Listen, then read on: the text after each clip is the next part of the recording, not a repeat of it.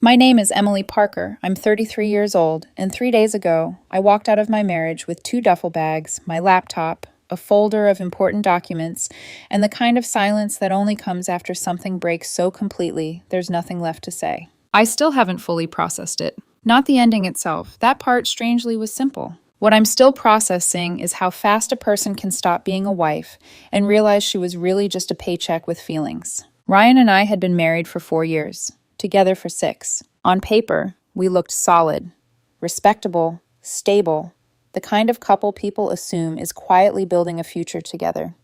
We rented a 3-bedroom house in a decent neighborhood with a fenced backyard and a kitchen big enough to pretend we were one conversation away from becoming the kind of adults who hosted dinner parties. The lease was in Ryan's name only because when we moved in 2 years ago, his credit score was better than mine. That technicality would come back like a knife later. The rent was $2,400 a month. Ryan contributed $400 of that from his part-time retail job, which brought in maybe $1,800 a month if his hours were good. I paid the other $2,000. I also covered most of the utilities, the internet, random household expenses, emergency costs, the things that always come up when you're trying to build a life with someone who keeps talking about our future while somehow leaving you to fund most of it. I make about $75,000 a year as an IT project manager. Not rich, not glamorous, just steady, reliable. The kind of job where people assume your life is organized because your calendar is. For a while, our arrangement felt manageable. Ryan handled groceries and his own smaller expenses. I handled the heavier stuff. It wasn't equal, but marriage isn't always equal every single month. I told myself it was fine because we were working towards something. A house. At least I was. I had $28,000 in savings set aside for a down payment. Every bonus, every disciplined month, every time I talked myself out of buying something nice because future me would be grateful. I thought I was building a foundation for both of us. Now I look back and realize I was pouring concrete under somebody else's fantasy. Last Tuesday, I got home around 6. The second I opened the front door, something felt wrong. The house was too quiet in that deliberate way silence gets when people are waiting for you. My purse strap slipped off my shoulder as I stepped into the kitchen, and there they were. Ryan at the table, his mother Linda sitting stiff beside him, his younger sister Chloe across from them with her arms folded like she was already defensive. Immediate red flag. Linda lived 2 hours away. Chloe lived across the country. Neither of them ever appeared on a random Tuesday for no reason. And yet there they were, lined up under the warm pendant light over our kitchen table like a committee meeting I hadn't been invited to. Ryan looked up and said, "We need to talk." Not hello, not how was your day, just that. I set my keys down slowly. "Okay," I said. "What's going on?" I sat because standing suddenly felt too vulnerable. Before Ryan could answer, Linda leaned forward and said, "I'm losing my apartment. The rent went up $600, and I can't afford it on disability." Chloe added, almost immediately, "And I lost my job last week. I can't make rent in my city anymore. I need time to regroup." I looked from one face to the next, waiting for the rest, waiting for the part where they asked for advice, or maybe temporary help, or some kind of adult conversation that involved more than one person making decisions in a house I was mostly paying for. Instead, Ryan reached across the table and took my hand. That should have felt loving. It felt strategic. "So," he said gently, "they're going to move in with us. It makes sense. We have the space. They need help. They're family." For a second, I genuinely thought I had misheard him. I pulled my hand back. "Wait, what?" Linda looked wounded already, which was impressive considering I hadn't even said no. Ryan exhaled like I was making this hard. "Mom and Chloe are moving in. Probably temporary. We'll help them get back on their feet." "You already decided this?" I asked. Ryan's jaw shifted. "I'm telling you what's happening." The words hit me harder than they should have, maybe because they were spoken so casually, like my role in my own home had been downgraded without notice. I stared at him. "Without asking me?" Linda's expression tightened in that sanctimonious way some people perfect over decades. "Emily, families help each other." I didn't even look at her. "How long?" Linda answered first. "Until I find something affordable, maybe 6 months." Chloe said, "Same for me. Until I find another job and save up enough for first month's rent and a deposit, maybe 6 months, maybe a little longer." A little longer. The kind of phrase people use when they want indefinite access to your peace. I looked back at Ryan. "So let me get this straight. Your mother and your sister are both moving in for, at minimum, half a year, possibly longer. And you made this decision before talking to me. His face hardened a little then, the softness dropping away. They're my family. I could feel my heartbeat in my throat. And I'm your wife. That should have mattered. Instead, Ryan leaned back and said the sentence I think killed something in me before I even realized it. My name is on the lease, Emily. For a second, nobody moved. I think all three of them expected me to fold right there. Maybe argue, maybe cry, maybe do that thing women are trained to do when cornered by other people's need. Start rearranging ourselves around it. But I didn't. I just looked at him. The lease. That was his leverage? The lease on the house I had paid for month after month after month while he played provider in theory and I practiced it in cash. Where exactly is my input in any of this? I asked, and my voice came out quieter than I expected. Quieter, somehow, than the rage I felt. Ryan crossed his arms. I'm not going to debate whether I help my family when they need me. That wasn't my question. He ignored that. This is what marriage is supposed to be. Support. I almost laughed, and the fact that I almost laughed told me everything. Because support was apparently only sacred when it flowed one direction. I looked at Linda, then Chloe, then back at the man I married. And if I say I'm not okay with this, Ryan didn't hesitate. If you can't handle supporting my family when they need help, then maybe we need to reconsider this marriage. There it was. Not a conversation. Not a compromise. An ultimatum. And he gave it to me in front of his mother and sister, both of whom went very still afterward, like they were waiting to see whether I understood the rules of the game. I did. That was the problem. I sat there for maybe 10 seconds, maybe less. But in my head, whole months passed. I saw 6 months of no privacy, no peace, no safety in my own house. I saw grocery bills doubling, utility bills climbing, invisible expectations multiplying. I saw every dollar I earned being treated like community property for people who had already decided I didn't deserve a vote. I saw holidays, arguments, resentment, doors never fully closed, my office turned into somebody else's bedroom, my marriage reduced to logistics and guilt. And under all of that, I saw something even uglier. I saw that Ryan wasn't asking me to help. He was informing me that my labor belonged to his family now. So I nodded once. Okay, I said. Ryan blinked. Okay, what? I stood up. Okay, I repeated. It's over. The silence after that felt biblical. Chloe's mouth fell open. Linda stared at me like I had slapped her. Ryan pushed back from the table so fast his chair scraped against the floor. You're seriously ending our marriage over this? I looked at him and felt something inside me cool into steel. No, I said. You ended it when you decided I don't get a say in the life I'm paying for. Ryan stared at me, like the words themselves might rearrange if he looked hard enough. I didn't mean it like that, he said. I gave a short, humorless laugh. Then you shouldn't have said it like that. Emily. No. I held up a hand. You made a unilateral decision about our home. You brought your mother and sister here before I even walked through the door. You told me your name is on the lease, like that means my opinion doesn't matter. And then you gave me an ultimatum. Linda finally found her voice. You are being unbelievably selfish. That one almost impressed me. Selfish. From the woman sitting in my kitchen, asking to move into a house I mostly paid for, while acting like I was cruel for not smiling about it. I turned and walked toward the bedroom before my temper did something dramatic and stupid.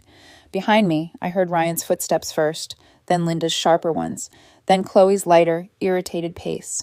The whole parade followed me down the hall like outrage had formed a little marching band.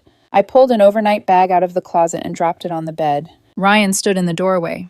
You're being ridiculous. I opened a drawer and started throwing clothes into the bag. No, I'm being clear. Linda folded her arms. This is what marriage is about, supporting each other through hard times. I zipped open the side pocket and started shoving in chargers, my toothbrush, my medication, anything I knew I'd need before morning. Interesting, I said without looking at her, because I thought marriage was also about respect and discussion, and not ambushing your spouse at the kitchen table. Chloe scoffed. Wow, so you're really just abandoning him when his family needs help? That stopped me for half a second, not because of what she said, because of how quickly they had all rewritten the story. I straightened slowly and looked at her. No, I'm leaving because your brother decided I'm a source of funding, not a partner. Ryan stepped further into the room. That's not fair. I turned to him. Really? Which part isn't fair? The part where you made a life-changing decision without me? Or the part where you reminded me the lease is in your name like I'm some guest you can overrule? His face flushed. I was trying to help my family. And I might have helped, I snapped, the first real crack in my calm. Do you understand that? I might actually have said yes to something temporary if you had treated me like your wife instead of your employee." That landed. I saw it in his face, saw the brief flicker of realization, but it vanished almost as quickly as it came, swallowed by pride and the audience standing behind him. Ryan lowered his voice, probably trying to sound reasonable now that he sensed control slipping. "So that's it? 4 years of marriage and you're just walking out?" I grabbed my laptop from the desk and slid it into its case. "No, 4 years of marriage, and I'm finally paying attention." That shut him up for exactly 3 seconds. Then Linda said, "You'll regret this. Good luck explaining to people why you left your husband because he cared about his mother." I looked at her then, really looked at her, at the righteousness, at the absolute certainty that morality always belonged to the person asking for the sacrifice, never the person expected to make it. "I won't have to explain much," I said. "The facts do a pretty good job on their own." I packed in silence after that, mostly because silence bothered them more than any speech would have. A few more shirts, underwear, jeans, a sweater, my passport, my birth certificate, the folder with tax documents and bank information, the practical things women learn to grab when they realize a home no longer feels safe, even if nobody is throwing punches. There are many ways to be pushed out of a marriage. Sometimes it's not violence. Sometimes it's a kitchen table and 3 people deciding your role for you. Ryan's voice changed when he realized I wasn't slowing down. It lost some of its anger and took on panic around the edges. "Where are you even going to go?" I slung my laptop bag over one shoulder. "Hotel tonight." He stared. "A hotel? I'll figure out the rest tomorrow." "You can't just leave." I looked him dead in the eye. "Watch me." For a second, nobody said anything. Then Chloe muttered, "This is insane." No, I thought. Insane was thinking I'd keep paying for the privilege of being disrespected. I bent to pick up my second bag. Ryan moved toward me like he might try to block the doorway, but he stopped short. Maybe because he knew, somewhere under all his indignation, that if he physically stopped me now, the story would become something even he couldn't control. His voice cracked a little when he said, "Emily, please, don't do this tonight. Just sleep on it." I almost felt sorry for him. Almost. Because that was the first moment all evening he sounded like he understood something real was slipping away. Not the rent, not the arrangement. Me. But by then, it was too late. "You already slept on it," I said. "Long enough to plan this with them before I got home." His mouth opened, then closed. Behind him, Linda inhaled sharply, as if I'd said something offensive. I stepped around him and walked down the hallway. The house felt different already. Smaller. Colder. Like it had chosen sides before I even reached the front door. Ryan followed me outside. Linda and Chloe stopped on the porch, both watching like neighbors waiting for the final scene of a public fight. The evening air was cool, and the sky was that deep blue that happens right after sunset, when everything looks more cinematic than it deserves to. My hands were shaking by the time I reached my car, but I kept moving. Ryan came down the walkway fast. "Emily." I opened the trunk and threw in the bags. "Emily, listen to me." I turned. He looked wrecked now. Not grieving, not really. More like stunned that the machine he relied on had unplugged itself.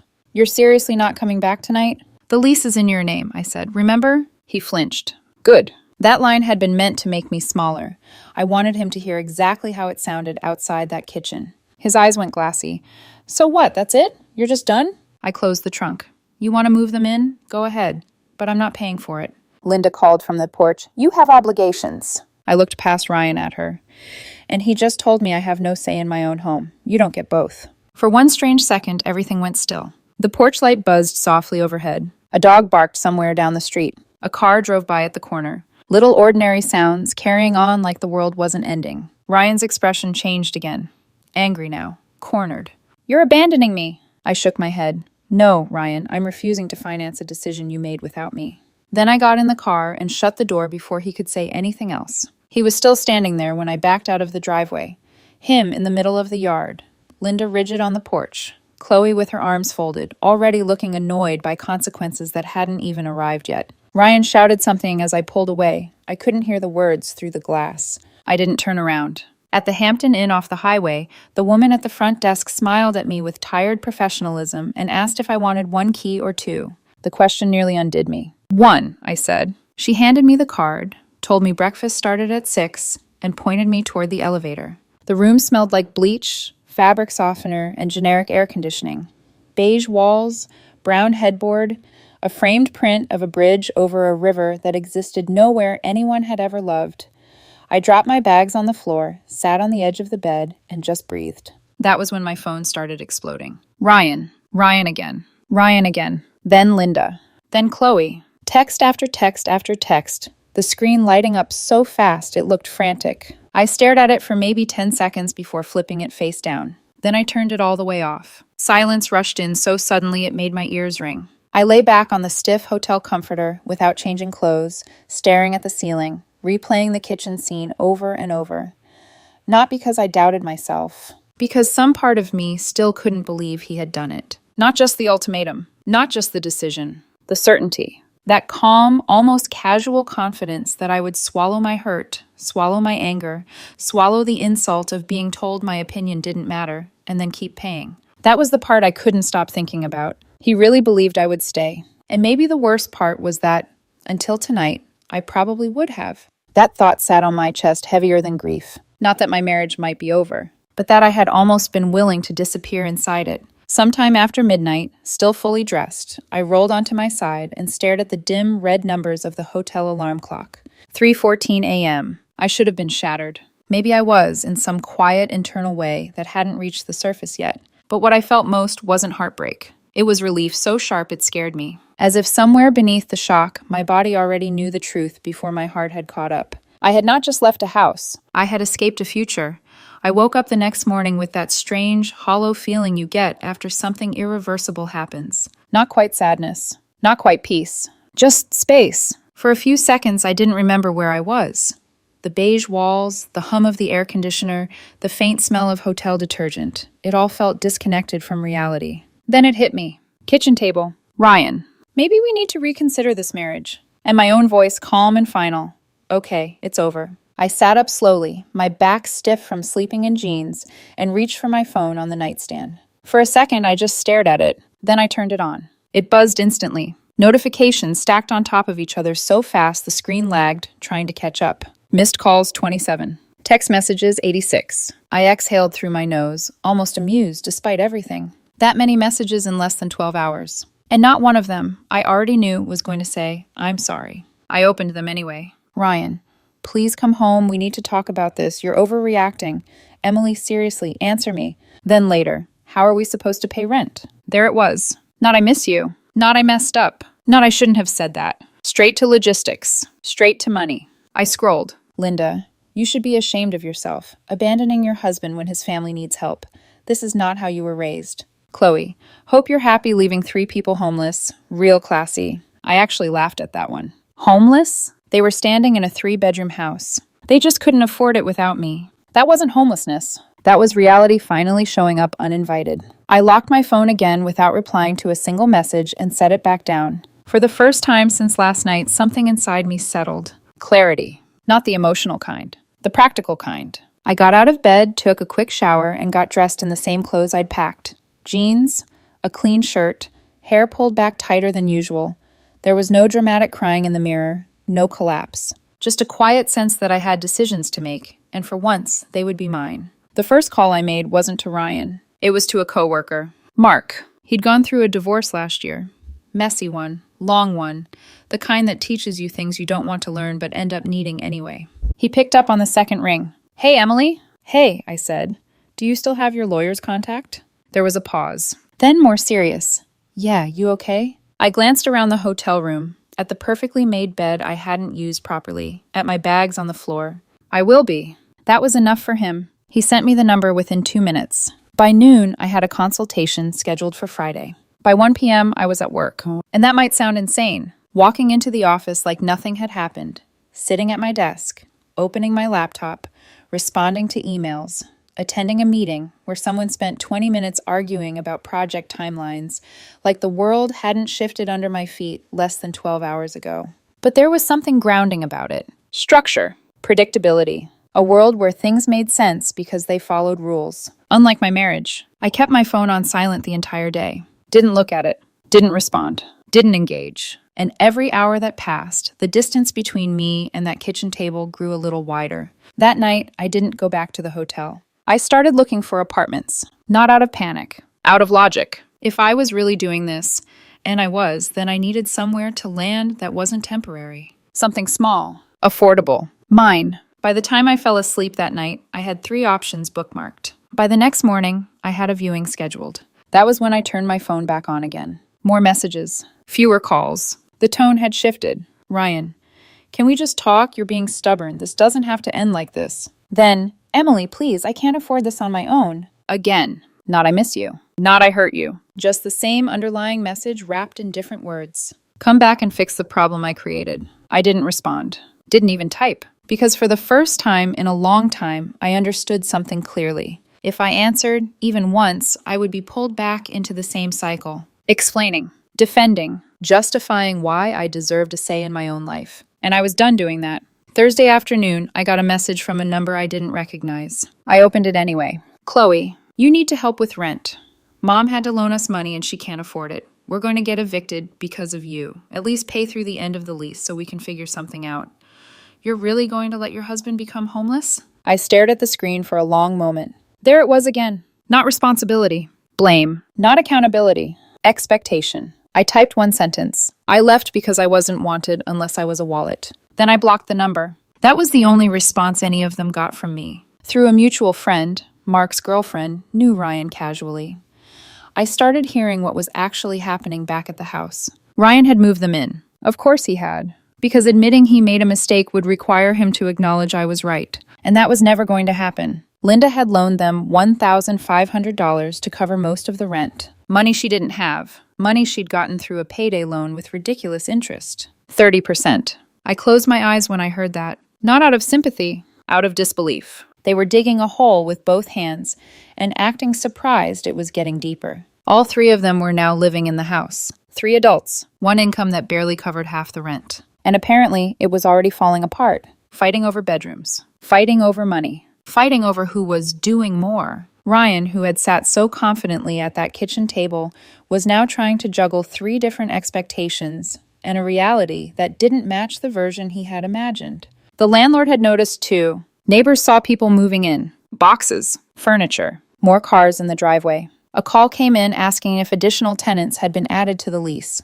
They hadn't, because that would require approval and income verification, 2 things they didn't have. Ryan tried to say they were just temporary guests. Apparently, the lease had a clause about long-term occupants needing to be added after a certain number of days, which meant time wasn't on their side. It was ticking against them. Fast. Friday came. I sat in a quiet office across from a lawyer who had probably seen 100 versions of my story, all slightly different, all ending the same way. He listened, didn't interrupt, didn't judge. When I finished, he leaned back and said something that felt like someone opening a window in a room I didn't realize had been suffocating me. Because the lease is in his name, he said, you have 0 obligation to continue paying for that property. I blinked. 0? 0, he repeated, especially given that he made a unilateral decision and issued an ultimatum that effectively ended the relationship. Something in my chest loosened. Not relief exactly. Validation. Document everything, he continued.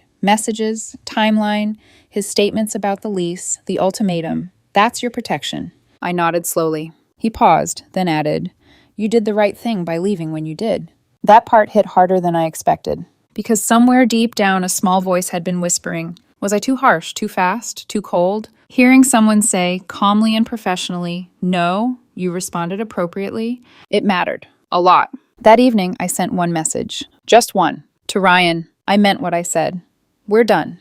Please direct all further communication through legal counsel. Then I blocked his number. Blocked Linda. Blocked Chloe. Not out of anger, out of necessity. Because I knew if I left even one door open, they would keep knocking until I answered. And I wasn't going back. Not to that house. Not to that version of myself. By Sunday, I had signed a lease. 1-bedroom apartment. $1,400 a month. Cheaper than what I'd been paying before. Smaller, yes. But it was mine. No committee. No ultimatums. No one telling me my opinion didn't matter in a space I paid for. The move-in date was 2 weeks away. And for the first time since everything happened, I felt something close to anticipation. Not for revenge. Not for closure. Just for quiet. Meanwhile, across town, in the house I had left behind, the reality of their choices was settling in. And from everything I was hearing, it wasn't going well.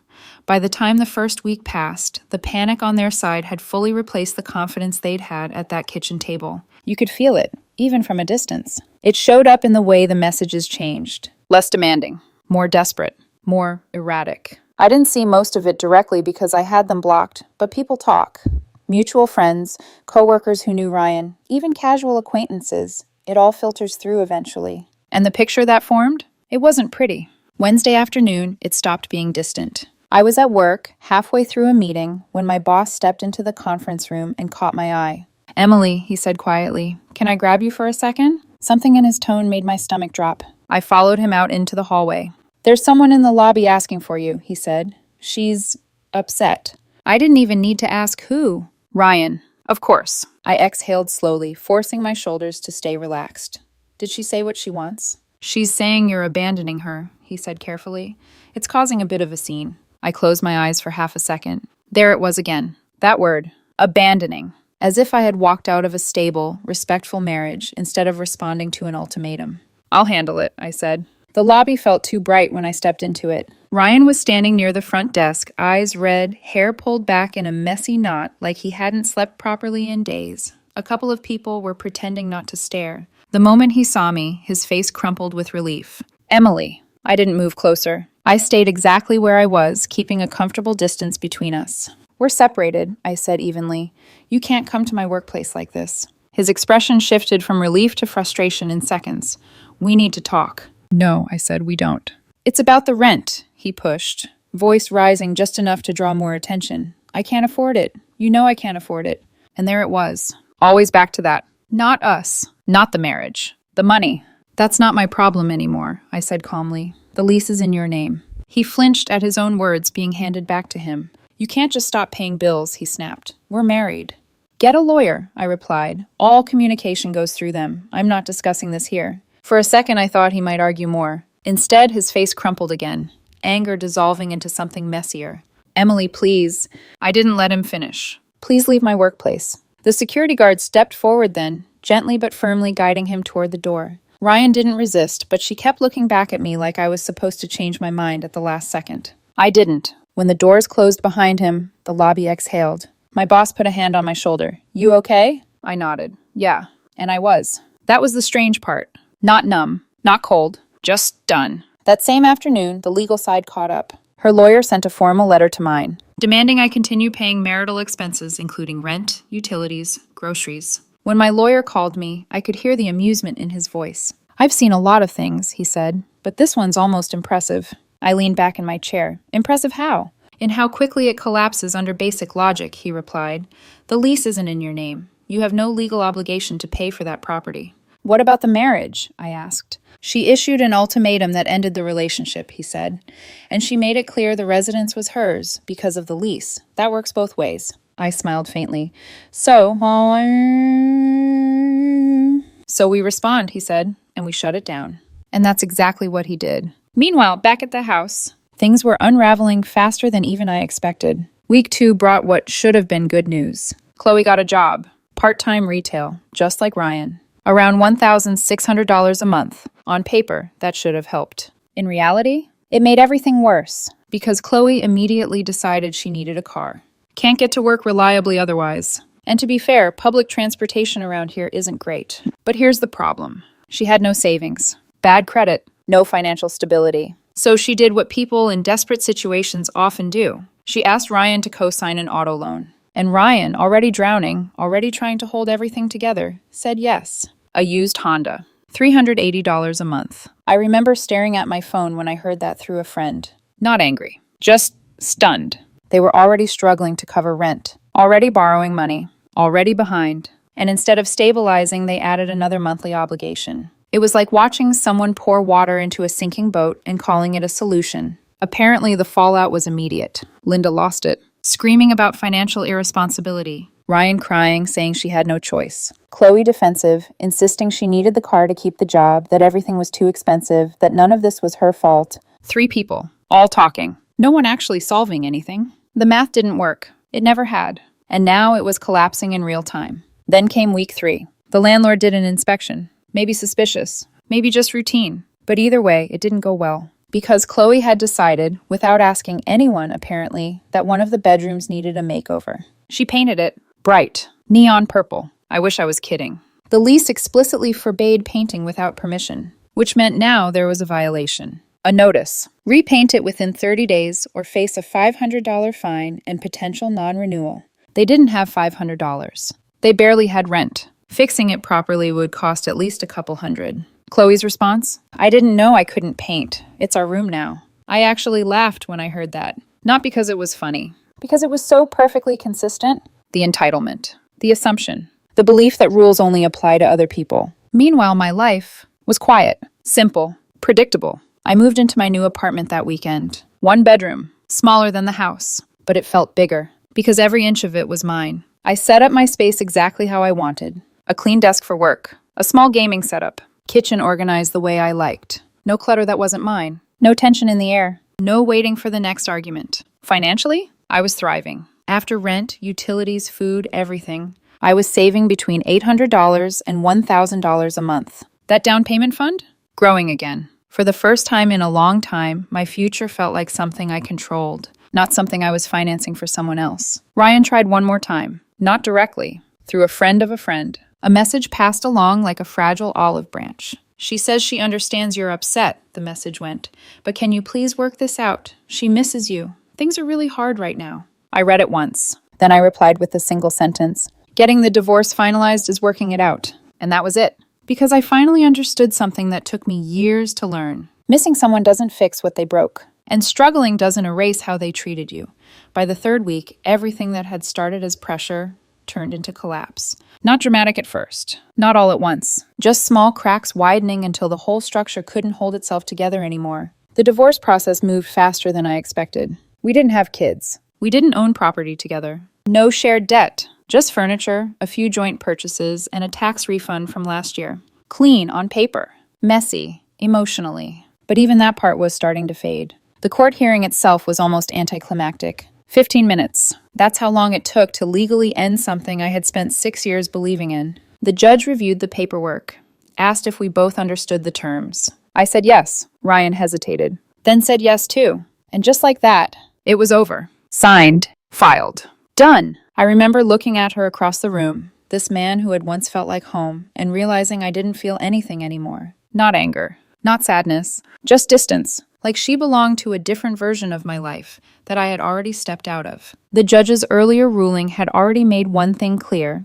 I had zero obligation to pay rent on a property that wasn't in my name, especially given the circumstances. The only thing I was required to maintain was her health insurance until the divorce finalized. $80 a month. That was it. Everything else? Clean break. Ryan didn't take it well. From what I heard, she lost control in the hallway after the hearing. Crying. Angry. Asking her lawyer how she was supposed to afford anything now. And apparently, even her own lawyer didn't sugarcoat it. That's not how this works, she told him. You should have thought about that before the ultimatum. That line stayed with me. Because it wasn't cruel. It was just true. And truth, I've learned, is often the hardest consequence to face. But the real unraveling didn't happen in court. It happened at home. About 2 weeks after my last update, Linda had a medical emergency. Nothing life-threatening, but serious enough for an ER visit. Follow-up care, medications, co-pays, out-of-pocket costs, about $800. $800 they didn't have. So they missed rent for the first time. And once that line gets crossed, everything changes. The landlord sent a notice. 5 days to pay, or vacate. Ryan called me that night. I didn't answer. She left a voicemail, her voice shaking, desperate in a way I had never heard before. Emily, please, just this once. I'll pay you back. We'll figure something out. I just need help right now. I listened to it once. Then I deleted it. Not because I didn't understand her fear, but because I understood something more important. If I stepped in now, even once, I would be right back where I started. Paying. Fixing. Holding together something that wasn't mine anymore. They managed to scrape the money together. Barely. I heard Chloe borrowed from a friend. Just enough to avoid immediate eviction. But the damage was already done. Late payment, warning notice, a mark on their record. And the landlord? Watching, waiting, looking for the next violation. It didn't take long. 2 weeks later, they got the notice. Non-renewal. The lease was up in 2 months, and it would not be extended. Reasons listed clearly. Unauthorized occupants, unauthorized alterations, late rent, too many people for the property. 4 adults, 1 house. Over the limit. Now they had 60 days to find somewhere else to go. And suddenly, the house they had fought so hard to share was forcing them apart. No one wanted to rent to them. Ryan's credit had taken a hit. That 5-day notice showed up in background checks. Chloe had bad credit and no rental history. Linda's income was too low. Application after application. Rejected. Rejected. Rejected. The panic this time wasn't loud. It was quiet. Heavy. The kind that sits in your chest and doesn't leave. Ryan tried one last time. Not directly. Through her lawyer. A request. Would I consider co-signing a lease for them? Just temporarily. Just to help them get on their feet. My lawyer didn't even pass the message along at first. She responded immediately. Absolutely not. My client has no obligation to assist her former spouse with housing, especially given the circumstances of the separation. Do not contact this office with such requests again. When I found out later, I bought her a bottle of bourbon. Best money I've spent in months. Through the same network of mutual connections, I heard the final irony. They were splitting up. Linda might move back to her old town. Chloe was looking to stay with a friend. Ryan was trying to find a studio apartment she could maybe afford alone. Maybe. The same man who had stood in that kitchen and told me her family was moving in no matter what, was now being forced apart from them by the very reality I had tried to warn him about. If he had just talked to me, if he had just asked, if he had treated me like a partner instead of a resource, maybe things would have been different. Maybe not perfect, but different. Instead, he chose control. And control came with consequences. As for me, life is good. Better than good, actually. My apartment is quiet, clean, exactly how I want it. No tension. No noise that isn't mine. Financially, I'm stronger than I've been in years, saving over $1,000 a month. My down payment fund is growing again. I might actually buy a place next year. Something small. Something mine. I've reconnected with friends. Started going to weekly game nights again. Joined a recreational softball league through work. I laugh more now. Sleep better. Breathe easier. Dating? Not yet. Maybe someday. But right now, I'm not looking for someone to share my life with. I'm learning how to fully own it first. A few days ago, I got a text from a number I didn't recognize. I already knew who it was before I opened it. Ryan. Using someone else's phone. I hope you're happy. You destroyed our family. I stared at the message for a long moment. Then I blocked the number. No response. No explanation. Because there was nothing left to say. I didn't destroy anything. He did. The moment he decided I didn't matter. The moment he turned a marriage into a transaction. The moment he gave me an ultimatum and expected me to fold. All I did was believe him and choose myself. Somewhere along the way, someone said, play stupid games, win stupid prizes. I don't know who originally said it, but it fits perfectly. They played a game built on entitlement, pressure, and assumptions. And they got exactly what that kind of game always gives you. Consequences. As for me, I didn't lose a marriage. I walked away from something that had already stopped being one. And for the first time in a long time, I'm free.